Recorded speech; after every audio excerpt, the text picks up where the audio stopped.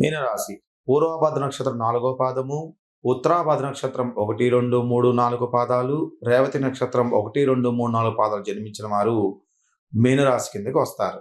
మరి పరాభవన సంవత్సరంలో మీనరాశి వారికి ఆదాయం 14, వ్యయం 11, రాజ్యపూజ్యం 7, అవమానము 2గా చెప్పబడుతూ ఉంటుంది. మరి ఈ గురుగ్రహం వల్ల ఈ యొక్క మీనరాశి వారికి మంచి అనుకోని ఫలితాలు ఈ సంవత్సరము కలుగుతూ ఉన్నాయి. సమర్థవంతమైన గృహ యజమాని అనే పేరు మీరు తెచ్చుకుంటూ ఉంటారు. బంధువర్గానికి మీ ఆదరణ అనేది అవసరం అవుతూ ఉంటుంది. బంధువుల్ని పోషిస్తారు. వారి ప్రేమ అభిమానాలు పుష్కలంగా మీరు పొందగలుగుతారు. చక్కటి వాహన సౌకర్యం అనేది ఏర్పాటు చేసుకుంటూ ఉంటారు. స్వశక్తితోని సర్వ సౌఖ్యములు మొత్తం కూడా పొందగలుగుతూ ఉంటారు ఈ సంవత్సరం గురుగ్రహ ప్రభావం వల్ల. పెద్ద వయసు వారైనటువంటి తల్లిదండ్రులు యోగక్షేమాలు చక్కగా చూసుకుంటూ ఉంటారు. వారి యొక్క కోరుకునేటువంటి అన్ని సదుపాయాలు వాళ్ళకి సమకూర్చుతూ ఉంటారు. అదేవిధంగా స్థిరాస్తుల నుండి ధనార్జన అనేది డబ్బు అనేది పొందగలుగుతూ ఉంటారు. ఎప్పటి నుంచో మీరు అప్పు ఇచ్చారో ఆ అప్పు అనేది ఇప్పుడు మీకు వస్తూ ఉంటుంది. అంటే అప్పు ఇచ్చిన వాళ్ళు మీకు తిరిగి ఇవ్వడానికి ఆస్కారం ఎక్కువగా ఉంటుంది.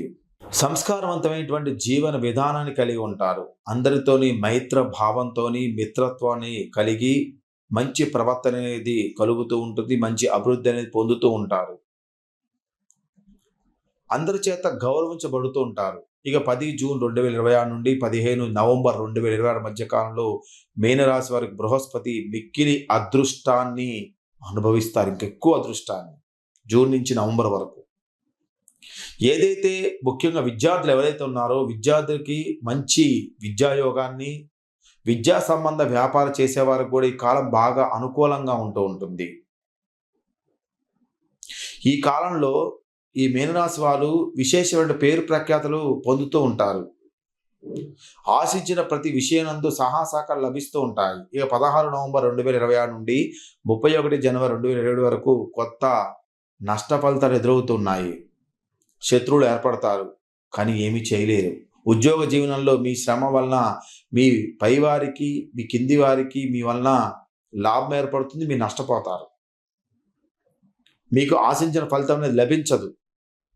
ఇక 1 ఫిబ్రవరి 2027 నుండి సంవత్సరం ముగింపు వరకు మీనరాశి వారికి బృహస్పతి వలన మళ్ళీ చక్కటి ఫలితాలు కలుగుతాయి. వ్యక్తిగత జాతకంలో ఎవరైతే గురువు మకర రాశిలో ఉంటారో అటువంటి మీనరాశి వారు మాత్రం కొన్ని రకమైనటువంటి చెడు ఫలితాలు కలుగుతాయి. అంటే వ్యక్తిగత జాతకంలో గురుడు మకర రాశిలో ఉంటే, అంటే నీచంలో ఉన్నట్టయితే కొన్ని రకమైనటువంటి వ్యతిరేక ఫలితాలు పొందుతూ ఉంటారు.